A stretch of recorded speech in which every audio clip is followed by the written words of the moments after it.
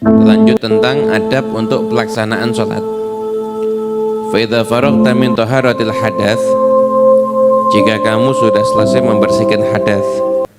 Hadas itu kan dibagi dua, ada hadas besar, ada hadas kecil. Membersihkannya dengan berwudu. Hadas besar membersihkannya dengan mandi. Wa taharatil khabath, dan juga membersihkan najis fil badan, di badan, wathiyab, pakaian, wal makan, dan tempat. Jadi orang kalau mau sholat itu pastikan suci dari hadas, suci dari najis di tubuhnya, kemudian di tempat sholatnya, kemudian juga di tempat di pakaian yang sedang dia kenakan. Itu harus suci dari badan najis. Sekarang ada yang bertanya, yang dimaksud tempat sholat itu gimana? Apa yang dimaksud tempat sholat? Tempat sholat itu adalah yang nempel dengan anggota tubuh kita di saat kita sedang mengerjakan sholat. Jadi kalau kita itu posisinya berdiri, maka tempat sholat kita itu seukuran apa? Hanya kedua kaki. Paham ya? Ketika kita sujud berarti posisi kedua kaki, lutut, tangan, dan dahi. Itu aja. Jadi kalau misalkan kita ini masuk ke sholat di masjid, tengah-tengah sholat tiba-tiba ada kotoran cecak jatuh di depan kita, namun tidak mengenai badan kita, dan kita masih bisa menghindarinya. Kenapa? Contoh misalkan itu hanya sejajar dengan dada kita ketika kita melakukan sujud, maka lanjutkan sholat, gak apa-apa, tetap sholatnya hukumnya sah. Kenapa? Karena najis itu bukan di area tempat sholat kita, tapi najis itu berada di tempat hanya sejajar dengan badan kita saat sholat. Bisa dibayangkan ya? Orang itu kalau sujud, umpama ini kan kepalanya gini, umpama ini kepalanya, ini di antara dadanya, sejajar sama dada ini kan tidak nempel kan? Tidak apa-apa. Kalau ada najis itu boleh-boleh saja, tapi jangan sengaja cari tempat. Aku tak boleh isi najis, ya jangan. Kalau bisa cari yang betul-betul suci. Yaitu tutup aurat dari pusar sampai lutut untuk laki-laki, untuk perempuan seluruh tubuh kecuali wajah dan kedua telapak tangan. Fastaqbilil qiblata qa'iman, menghadap kiblat dalam keadaan berdiri. Jika memang mau melaksanakan sholat berdiri. Tapi kalau pengen sholat sunnah duduk boleh apa enggak? Boleh, sekalipun mampu boleh duduk, tapi pahalanya setengah. Kalau mampu tapi duduk itu pahalanya setengah gitu. Kemudian posisi duduk agak maju dikit, apa ya, agak maju biar yang nanti yang duduknya datang akhir tidak terlalu dekat sama perempuan. Agak maju enggak apa? Ya, jadi agak maju enggak apa? Pak Bagir, jadi diamankan Pak Bagir jangan duduknya terlalu dekat sama tempat perempuan, Pak, nanti yang datang ya. Oke, siap.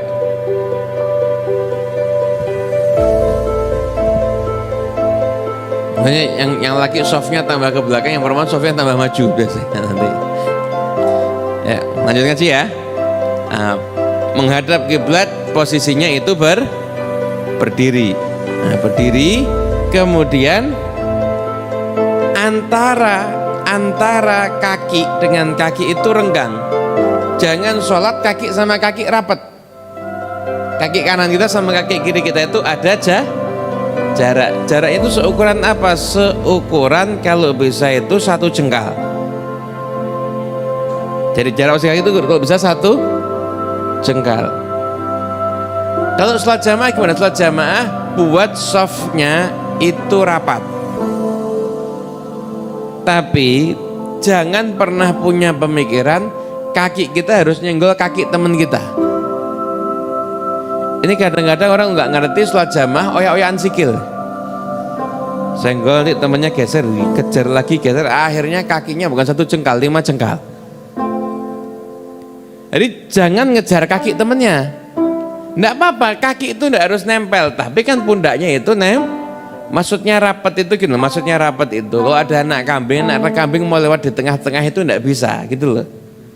Itu maksudnya rapat. Itu.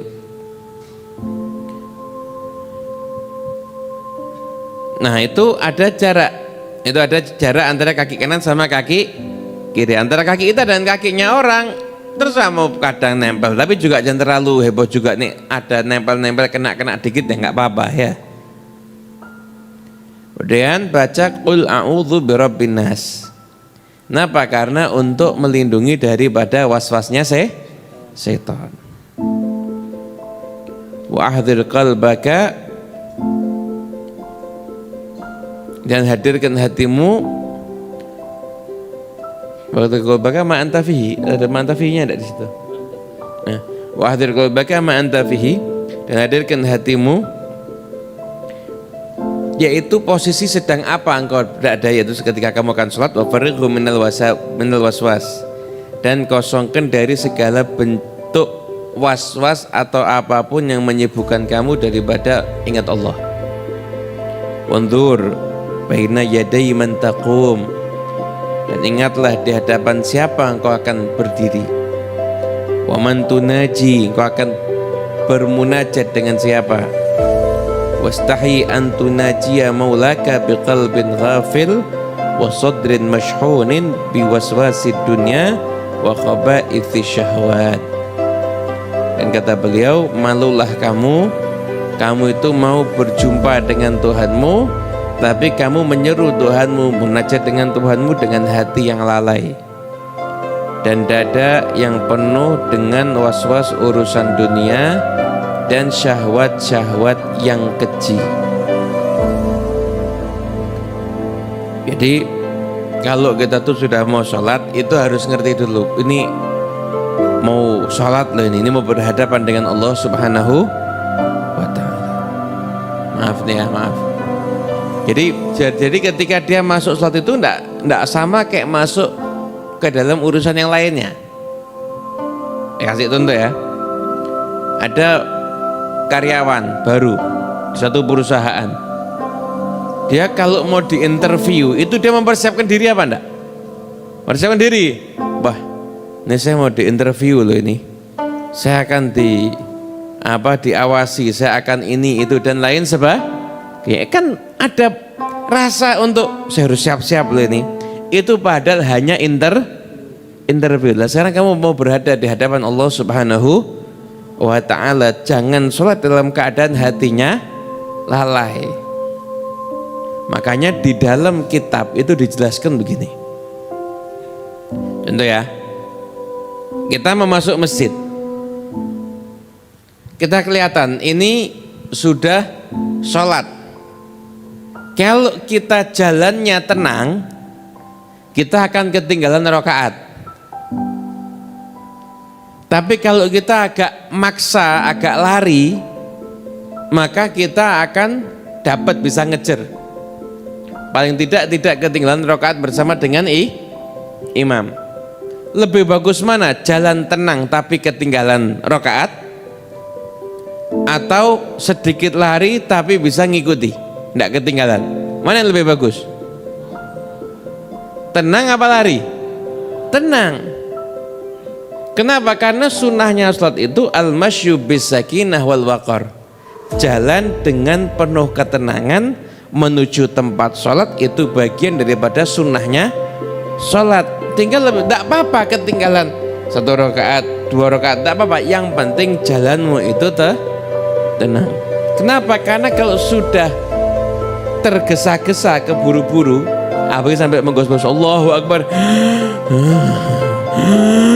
apalagi sudah tidak kulino olahraga, tiba-tiba lah lari waladhdallin, akhirnya malah ndak fokus sama sholat, malah menggos. Biasanya kalau sudah kemerungsung, sudah terburu-buru, sholatnya tidak akan pernah khusyuk. Paham ya? Sholatnya tidak akan pernah khusyuk. Kenapa? Karena sudah terburu-buru. Jadi dalam fikih pun itu yang dikatakan sunnah itu kalau orang itu dia mengerjakan sholatnya itu dalam keadaan tenang, sekalipun ketinggalan nggak masalah, yang penting dalam keadaan tenang, begitu. Kemudian kamu harus hilangkan semua was-was urusan dunia, hilangkan semua was-was urusan dunia. Itu dulu pernah ada seorang saleh, pernah ada seorang sahabat Nabi. Jadi dia tengah-tengah sholat tiba-tiba kepikiran kebun kurmanya. Pikiran kebun kurmanya. Selesai sholat semua kebun kurmanya diwakafkan. Semua kebun kurmanya diwakafkan. Kenapa? Tidak berkah ini, takut tidak berkah. Kok bisa ganggu sholat saya? Kok bisa ganggu sholat saya? Ini Anda pernah enggak tengah-tengah sholat kepikiran istri? Pernah? Bu-ibu tengah-tengah sholat kepikiran suami pernah apa enggak? Pernah, jangan diwakafkan ya. Enggak ada yang mau terima soalnya.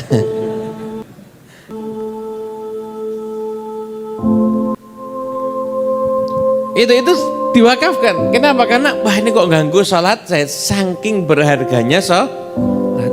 Itu kalau barang hilang, kita barang hilang ketemu sholat kan kita alhamdulillah ketemu hari eling ya kan. Itu dulu lama barang hilang kok ingetnya pas sholat itu disedekahkan. Kenapa? Ini enggak, kok bisa ganggu sholat saya, ini buat saya enggak fokus, saya sedekahkan aja dah. Khawatir kalau lihat barang itu inget dia menemukannya waktu sholat, inget masa enggak khusyuknya dia, sehingga akhirnya disedekahkan.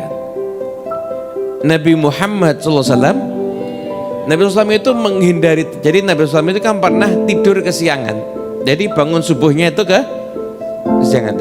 Nabi bangun subuh kesiangan itu bukan aib. Kenapa? Karena memang dibuat Nabi itu tertidur sehingga bisa menjadi syariat untuk umatnya.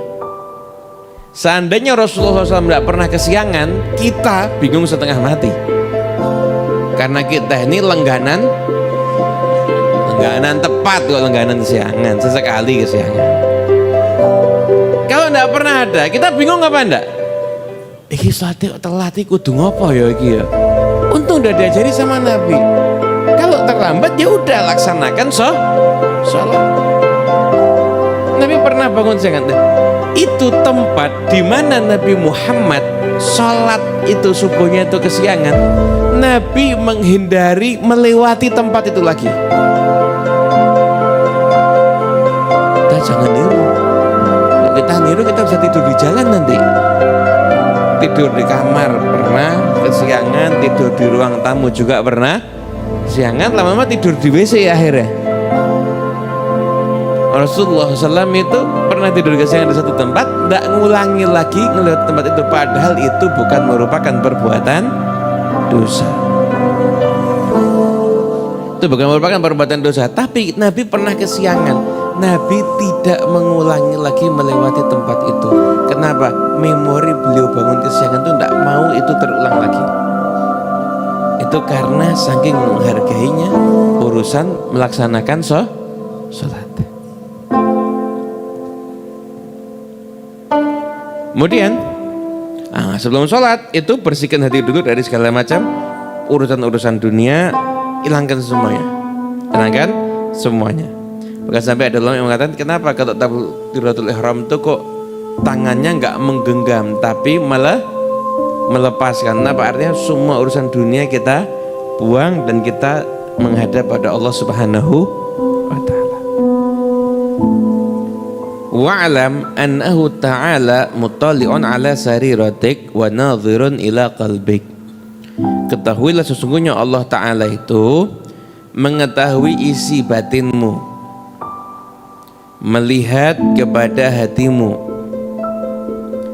Wa innama yataqabbalullahu min salatik biqadri khusyu'ik wa khudu'ik wa tadarru'ik. Hanya saja Allah Ta'ala itu menerima sholatmu.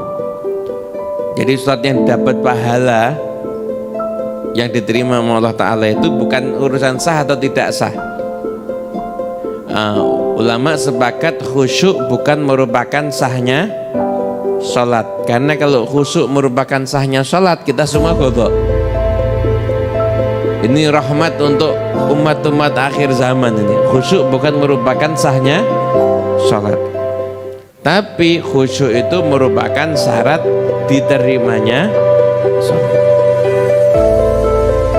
Jadi dengan kadar khusyuknya, kadar khudu', merendahkan diri pada Allah, wa tadharru', terus itu juga merasa fakir di hadapan Allah Subhanahu wa'budhu fi sholatik ka'annaka tarah fa in lam takun tarah fa innahu yarah. Sembahlah Allah Ta'ala dalam sholatmu seakan-akan engkau itu melihat Allah. Apabila engkau tidak melihat Allah, ketahuilah Allah itu yang melihat kamu. Fa in lam yahdhur qalbuk wa lam taskun jawarihuk liqusuri ma'rifatika bi jalalillahi ta'ala. Kalau kamu tuh misalkan, saya tuh ingat Allah tapi kok enggak khusyuk-khusyuk ya, kok enggak khusyuk-khusyuk ya, gimana itu? Faqadir anna rajulan salihan min wujuhi ahli baitik yanduru ilaika liya'lama kaifa salatu fa inda dzalika yahdhuru qalbuk wa taskunu jawarihuk. Kalau kamu misalkan ingat Allah, jadi dipandang Allah, kok enggak bisa khusyuk?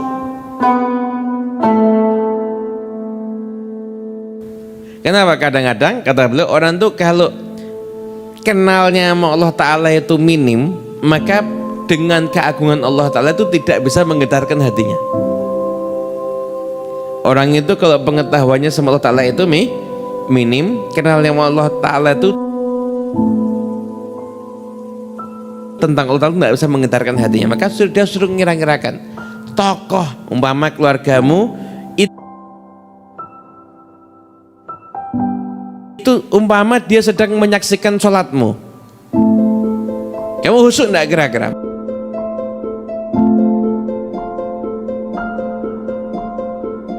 Mungkin kamu akan jadi khusyuk. Cara gampangnya umpama anak muda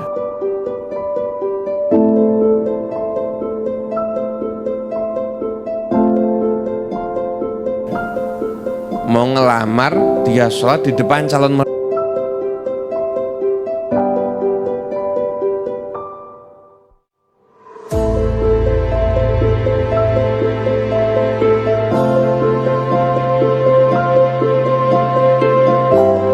mertua.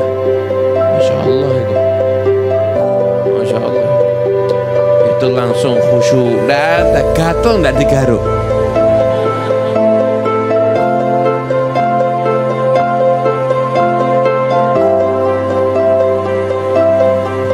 Betul enggak? Nah, sekarang enggak gatel, malah garu-garu.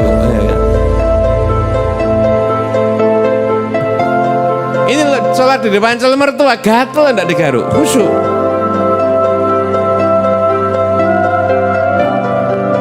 Kenapa? Karena di depan calon mertua, mama gitu.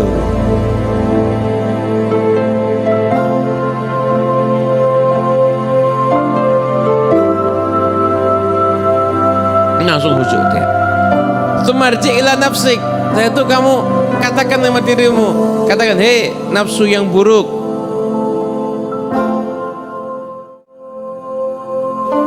kamu ini kok nggak malu sama Tuhanmu? Kamu tuh dilihat sama hamba biasa aja kamu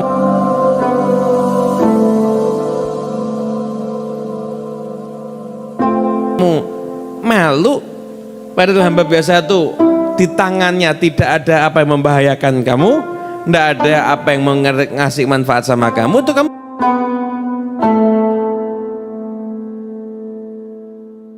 bisa khusyuk.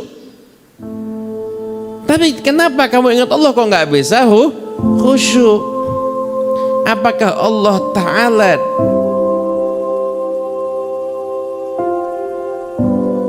di sisimu lebih rendah dibandingkan hambanya.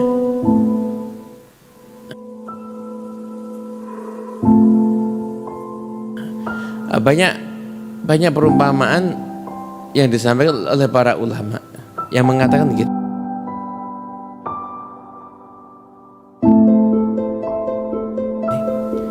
Jangan la taj'alillah ahwanan nadhir.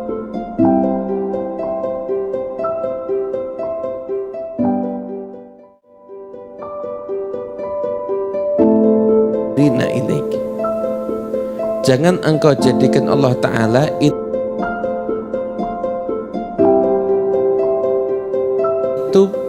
yang menyaksikanmu yang paling rendah. Misalkan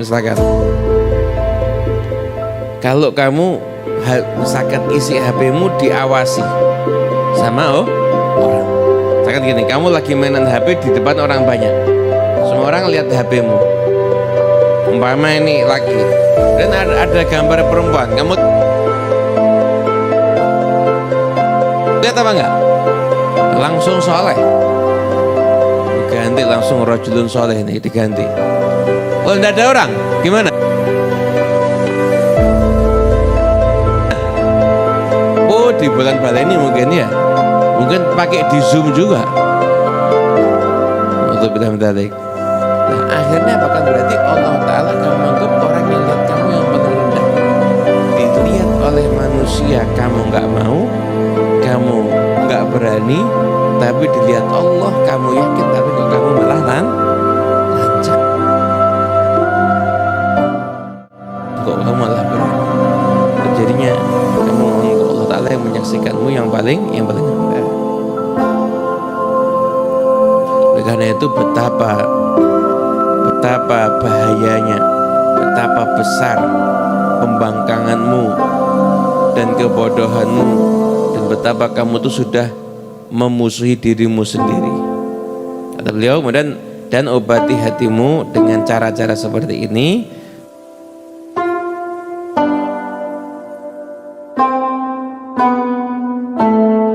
Semoga hatimu bisa hadir saat sholat. Fainau laisa laka min shalatik illa ma aqalta minha. Sesungguhnya tidak ada bagian dari sholatmu kecuali apa yang kamu sadari ketika kamu melaksanakannya. Adapun sholat yang kamu lakukan dengan lalai, maka itu lebih perlu diistighfari atau perlu kamu bayar kafar. Misalkan kamu sedekah atau melaksanakan sholat sunnah untuk kamu tambal daripada kekurangan sholatmu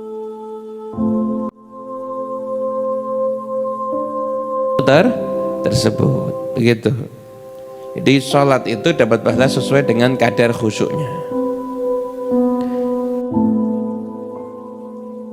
Kadang-kadang orang itu kalau sudah kita pernah ada kejadian nyata ini. Salah satu orang baik, dia kalau di pasar itu dia biasanya jadi imam.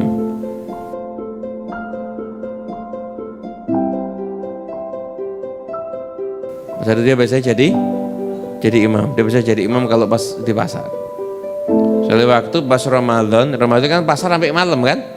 Karena kan masih rame, tiba-tiba ada yang beli atau ngasih cek atau gironya belum apa gimana, imamnya sholat maghrib baca suratnya kul ya ayyuhal kafirun. Ini surat paling susah ini. Itu muter-muter lah budu mata budun berulang kali.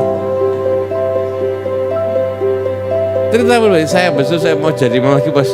Pokoknya kalau urusan pasar enggak beres, berani jadi imam kan. Nah langsung semuanya kacau, semuanya kacau. Nah, orang itu dapat pahala dari sholat sesuai dengan kadar khusyuknya dia.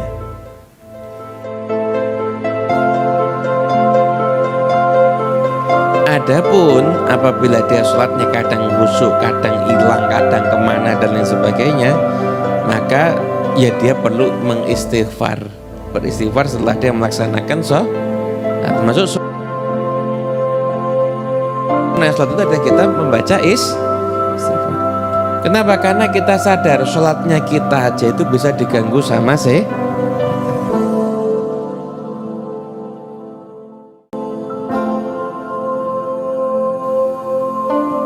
Nah, makanya jangan berani-berani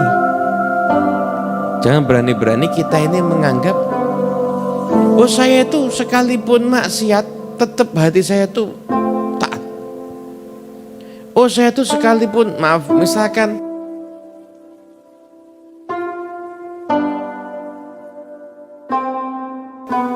itu lihat perempuan-perempuan dengan pakaian-pakaian yang minim, saya tidak terpengaruh.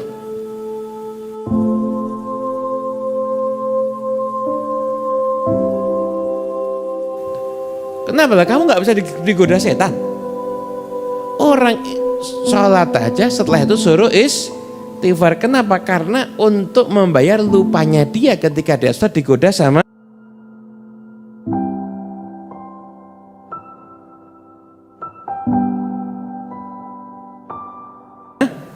setan. Orang kalau membaca Quran pertama kali apa? A'udzubillahi minasyaitonir rajim. Kenapa? Karena baca Quran aja itu bisa diganggu sama setan.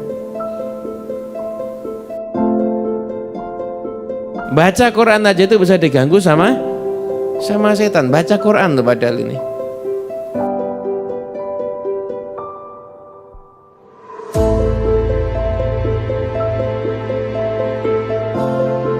Itu bisa diganggu sama setan. Apalagi amalan-amalan yang lainnya.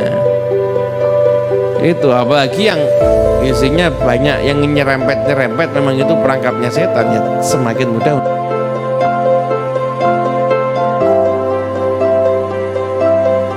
untuk digoda. Kemudian fa idza hadara qalbuka, sudah hatimu hadir, jangan kamu tinggalkan iqamah sekalipun kamu tuh sholat sendiri. Orang kalau sholat sendiri tetap disunahkan iqamat. Iqamat apa? Allahu Akbar pada sholatnya sendiri. Tapi kalau kamu nunggu jamaah, maka adzan dulu sekalipun iqamah. Jadi sholat jamaah di rumah itu juga disunahkan adzan. Silakan ya.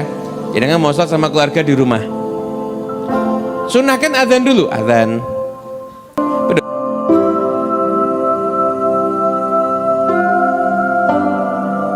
Usah pakai speaker ya, usah rumah tak mau pakai speaker. Disunahkan adzan, kemudian setelah adzan kemudian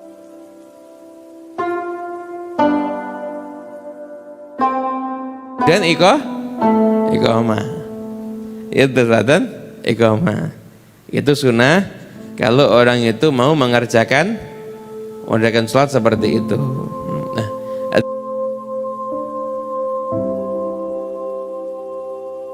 dari yang dimuliakan Allah Ta'ala, Sayyidina Umar bin Khattab, beliau itu ketika sholat itu diserang sama Abu Lu'lu'ah al-Majusi.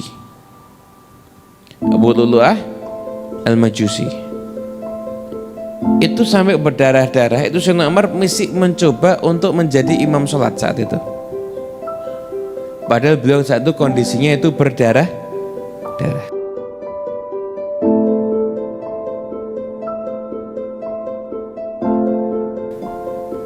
Bahkan ketika udah nggak kuat, suruh yang ngimamin Abdurrahman bin Auf. Selesai, Sayyidina Umar sempat sadar, kan pingsan, sadar, tanya, sudah pada sholat atau belum? Masih memikirkan urusan sholat.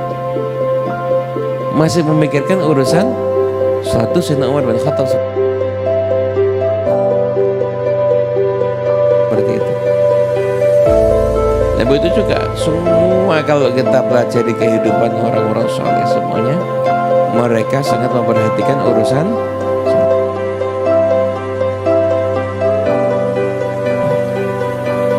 Habib Abdullah bin Alawi Al-Haddad,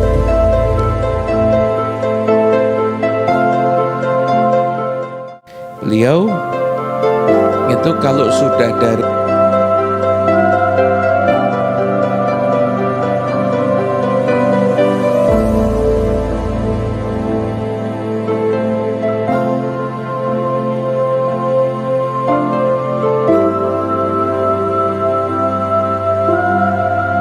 rumah mau ke masjid, nggak mau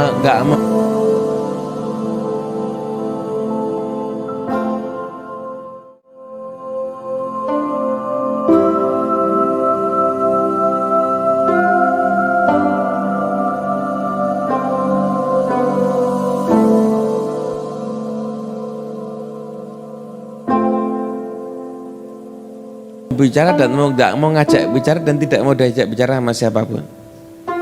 Kenapa? Karena fokus hatinya sudah seakan-akan itu beribadah. Dan seakan-akan itu beribadah.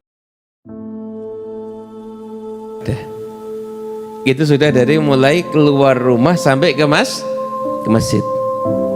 Itu udah nggak mau bicara dan mau ajak bicara. Kita mau ke masjid, mampir mana-mana Mas Yan. Mampir warung bakso, sak mangkok engko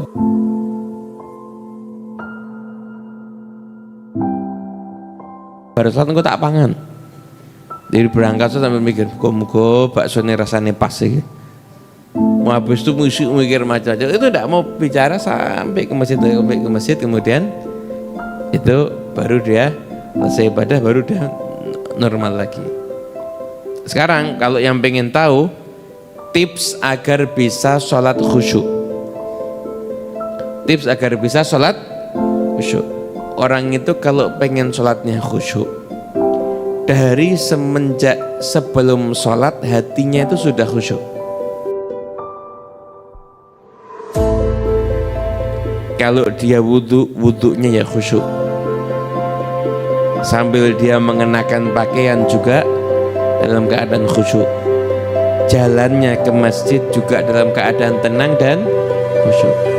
Setelah itu mulai singkirkan semua urusan dunia, niat madep mantep ingin menghadap Allah Subhanahu wa ta'ala. Itu takbiratul ihram, Allahu Akbar.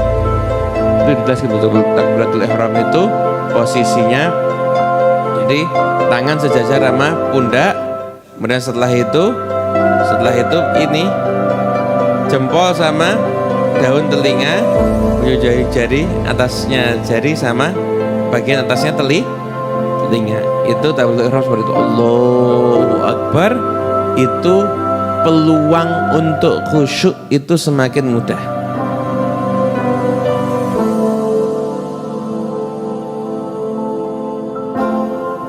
Peluang untuk khusyuk itu semakin mudah. Tapi kalau suatu sudah ada urusan macam-macam, lari-lari, keburu-keburu dan lain sebagainya, maka akan semakin susah untuk khusyuk.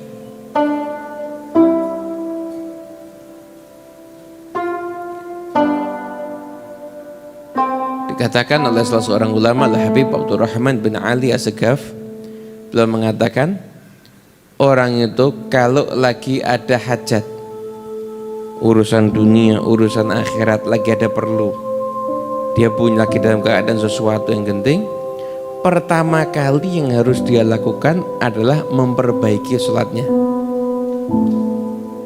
Kenapa? Karena orang yang melaksanakan sholat itu dia mendapatkan keberkahan rezeki, mendapatkan keberkahan rezeki.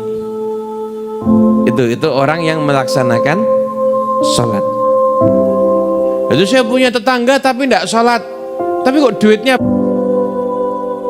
banyak loh, rezeki banyak belum tentu barokah, belum tentu barokah. Tapi kalau orang itu melaksanakan sholat, Di situ terdapat keberkahan rezeki, keberkahan hidup, keberkahan macam-macam itu didapat di dalam melaksanakan sholat. Gitu.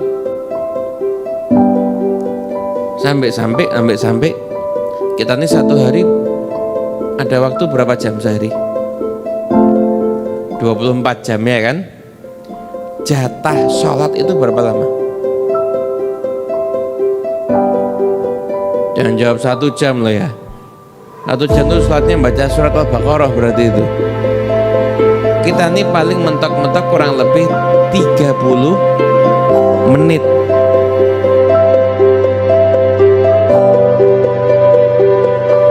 Atau setengah jam. Itu jatah kita melaksanakan sholat. Tahu enggak? 30 menit ini kalau beres 24 jam beres semuanya. 30 menit ini kalau bagus 24 jam semuanya dibuat bagus. Anda masa enggak bisa memperbaiki yang 30 menit agar 24 jamnya diperbaiki sama Allah? Ya Allah, yang 30 menit jatah sholat 5 waktu saya perbaiki Allah, semua urusan sehari ini engkau perbaiki Allah. Itu hanya 30 menit, khusyuk 30 menit. Kita ini sebenarnya bisa khusyuk.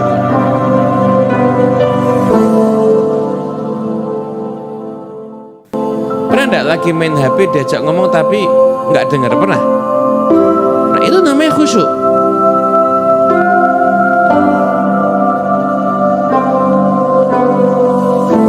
Jadi kita sudah terlatih, cuma penempatannya aja yang belum pas. Di main HP sudah bisa khusyuk. Kita main HP sudah bisa khusyuk. Jadi sudah terlatih sebetulnya. Cuma penempatannya aja yang kurang pas, khusyuknya hanya ketika main HP. Lihat film khusyuk enggak? Oh masya Allah, khusyuk wal hudur. Makan khusyuk enggak? Khusyuk, padahal makan tuh enggak boleh khusyuk-khusyuk.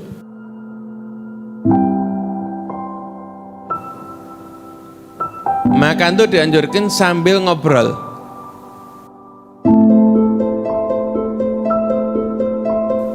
Makan bukan ngunyah sambil ngobrol. Oh jadi ngobrol gitu, enggak denger. Maksudnya makan itu bareng sambil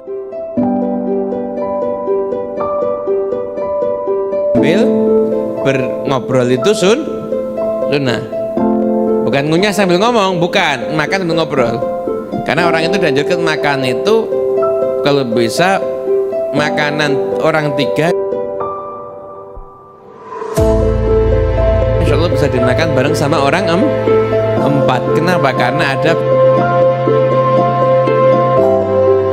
berkah. Makan tuh kalau bareng barokah, dan itu makan yang tidak dihisap, makan yang tidak dihisap itu. Oke, kalau mau mengamalkan nanti suami istri makan sepiring berdua, sepiring itu. Kalau suaminya kurus semakin kurus, kalau istri gemuk semakin gemuk. Kenapa? Jatahnya diambil semua berarti. Tapi katakan itu orang tuh kalau makan itu bareng berjamaah, maka makanan itu tidak dihisap nanti Allah.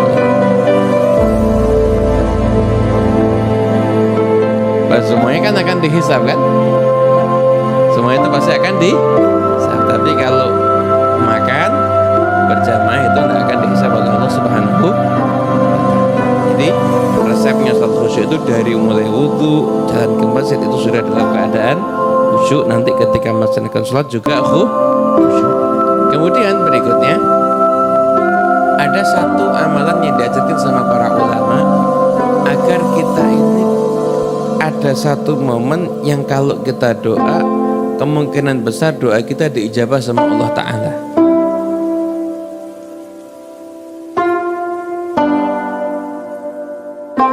Kapan?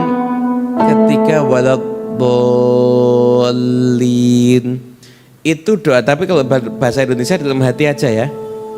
Antara waladhdallin sampai amin itu kita doa. Kenapa? Yang ngamini orang banyak. Yang ngamini orang banyak. Lah di antara orang banyak itu kalau ada wali itu insya Allah langsung doanya kita kabul. Maksudnya doanya kita kabul.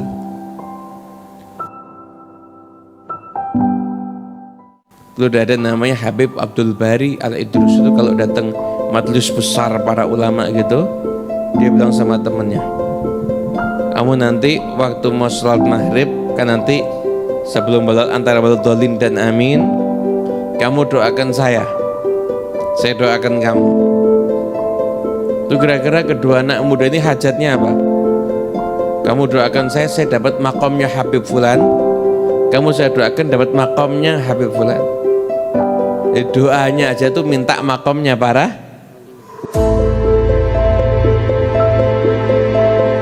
ulama, makomnya para wali. Coba itu kapan baca antara waladhdallin sampai ke amin, di antara itu di situ orang kalau doa insya Allah kan yang ngamini kan jadinya orang banyak. Itu kalau ada kasih Allah Ta'ala yang ngamini insya Allah doanya kok itu sedikit resep dalam sholat. Wallahu a'lam bishawab. Udah kita ayo silakan tanya jawab. Sudah lama enggak tanya jawab.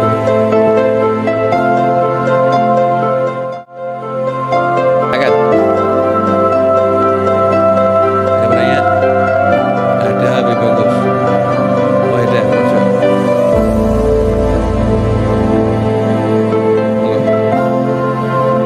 Pertanyaan singkat padat to the point.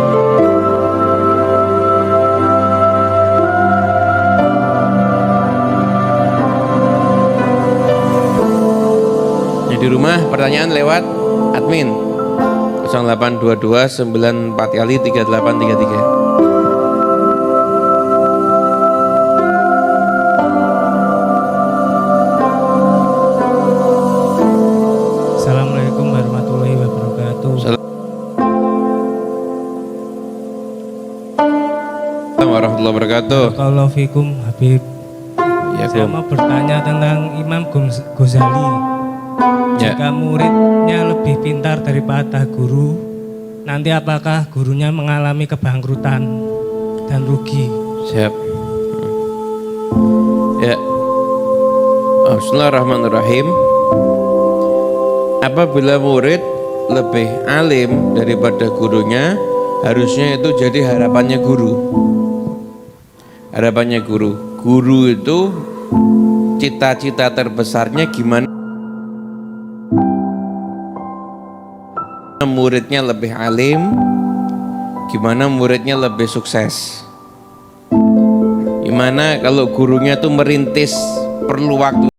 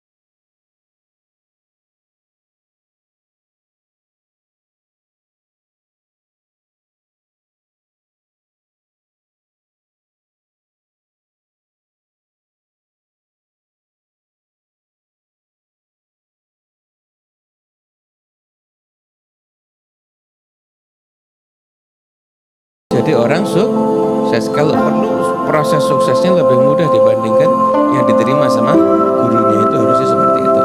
Kurang lebih begitu.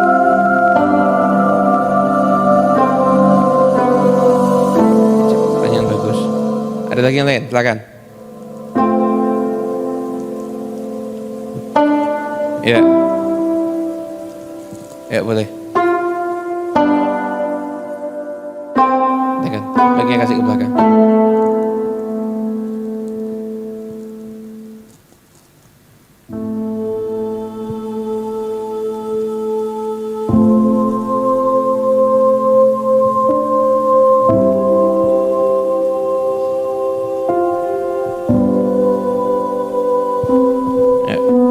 Assalamualaikum warahmatullahi wabarakatuh, Habib. Assalamualaikum warahmatullahi wabarakatuh. Izin bertanya, tadi disampaikan bahwa sholat sunnah dapat menambal sholat fardu yang kurang khusyuk. Pertanyaannya, sholat sunnah rawatib apakah bisa dikategorikan sebagai menambal sholat fardu yang kurang khusyuk tadi? Terima kasih. Wassalamualaikum warahmatullahi wabarakatuh. Makna sholat sunnah itu menambal sholat fardu itu nanti dalam ketentuan di akhirat. Jangan yang pertama ini terjadi. Ini saya jawab agak melebar. Terjadi menganggap sholat sunnah menambal sholat fardu itu, jadi ada anggapan kalau dia itu punya utang sholat fardu nggak usah digodok karena udah ditambal sama sholat sunnah. Itu keliru. Tetap dihukum dunia kalau sholat fardu itu ditinggalkan, maka tetap wajib untuk mengqadha sholat fardu, tidak ditambal dengan sholat sunnah. Nggak ada. Sholat fardu ditinggalkan ya harus dilaksanakan sholat fardunya. Kemudian dalam hukum akhirat nanti sholat fardu kita yang kurang-kurang, seperti ada kurang khusyuknya, ada kurang hati-hatinya, ada kurang pasnya dan lain sebagainya, maka itu penilaian terhadap sholat kita itu akan ditambah dengan sholat sunnah yang kita lakukan, sehingga akhirnya kita semuanya mendapatkan pahala sholat yang sempurna. Walaupun sholat fardu kita kadang-kadang ada kurang-kurangnya, tapi jadi pahala dapat yang sempurna karena ditambal oleh sholat sunnah. Gitu.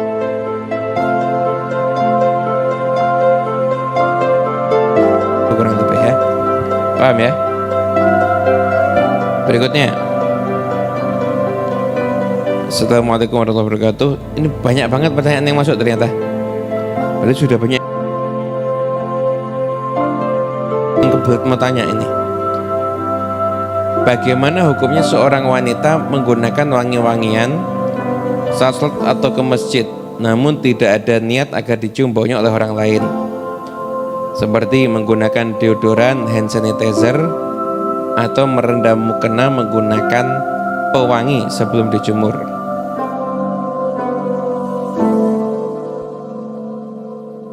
Mana hukumnya, Habib? Jadi gini, perempuan menggunakan wewangian sekiranya aromanya tidak semerbak, hanya untuk menutupi bau badannya, atau mungkin karena sangat tipisnya minyak wangi itu yang mencium hanya dirinya sendiri, sendiri. Gimana hukumnya? Nggak ada masalah.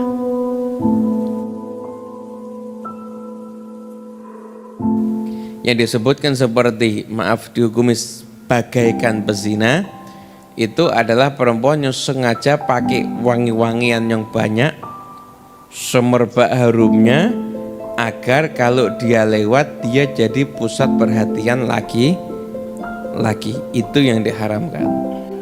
Lalu sekedar pakai deodoran untuk menutupi biar nggak ada bau badan ataupun yang semisal itu, maka nggak ada masalah.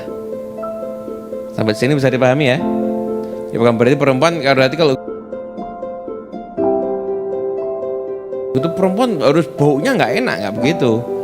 Tetap pakai deodoran dan lain sebagainya boleh, hanya untuk menutupi bau badan dan terciumnya hanya terbatas untuk diri dirinya.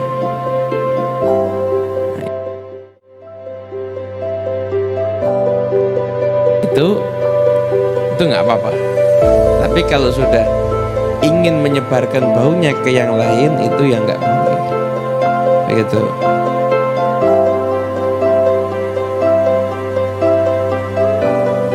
Kemudian yang berikutnya,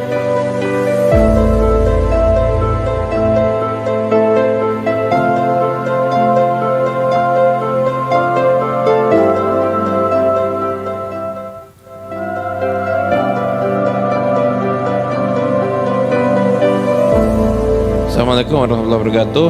Pertanyaan tentang sedekah subuh. Tentang sedekah subuh. Masya Allah, banyak banget. Sedekah subuh. Bila sedekah kita, oh jadi gini, mau sedekah subuh tapi uangnya nggak langsung dikasihkan, tapi dikumpulkan dulu. Apakah itu dapat keutamaan? Lebih pas sebenarnya langsung dikasihkan, langsung diberi. Kenapa? Karena kalau belum dikumpulkan belum jadi sedekah, itu namanya baru niat sedekah. Iya, kalau jadi disedekah kan. Lah kalau pas lapar kemudian dipakai buat jajan di warung, kan belum jadi sedekah jadinya itu. Jadi sedekah itu disedekahkan pada orang lain, dan itu nggak harus gede loh, nggak harus gede, nggak harus banyak. Itu misalkan ya, itu dikasih misalkan ke orang makanan, di rumah ada roti, saya tidak punya uang, adanya roti, sedekahnya pakai roti, itu boleh. Bahkan termasuk sedekah subuh yang berpahala. Kalau kita nyari yang terima sedekah kita nggak ada, ngasih makan kucing atau hewan itu termasuk. Ngasih makan hewan itu pun termasuk. Jadi maksudnya sedekah subuh itu adalah di pagi hari kita punya amal, yang amal kita itu dirasakan manfaatnya sama orang lain, itu manfaatnya. Sehingga sampai tiap ada malaikat yang tiap pagi berdoa, Allahumma a'ti munfiqan khalafan wa a'ti mumsikan talafan. Ya Allah, yang menginfakkan hartanya semoga dikasih ganti, yang menahan hartanya semoga dikasih hancur. Itu semua karena apa? Semua karena barokah daripada sedekah di pagi hari. Kalau dia sedekah dapat doanya para malaikat. Lagian juga disebut innal bala la yatakhattas shadaqah. Bala itu nggak bisa ngelangkai sedekah. Itu makanya itu penting sedekah subuh. Dan yang kedua, jangan tolak orang minta pertama yang datang sama kita. Sebisa mungkin dikasih. Perhatikan ya, orang yang minta pertama kalau bisa jangan ditolak. Itu kita kasih. Jadi orang yang minta pertama itu kalau bisa dikasih. Nah, itu disebutkan oleh Allah Haddad dalam kitabnya Nasaih Ad-Diniyah. Nah, Allah alam ya, pasti ada sir tersendiri, rahasia tersendiri, tapi yang jelas itu orang minta pertama itu yang kita kasih. Adalah yang menjelaskan kalau itu nunjukin kalau kita nggak pilih-pilih. Nah, orang minta pertama itu yang kita kasih. Tapi mungkin juga ada rahasia-rahasia ilahiyah yang lainnya. Yang jelas yang ngomong orang soleh ya kita tinggal percaya saja ya. Yang pertama orang minta ke kita kalau bisa kita kasih. Itu mungkin yang berkaitan dengan sedekah subuh. Sedekah asar ada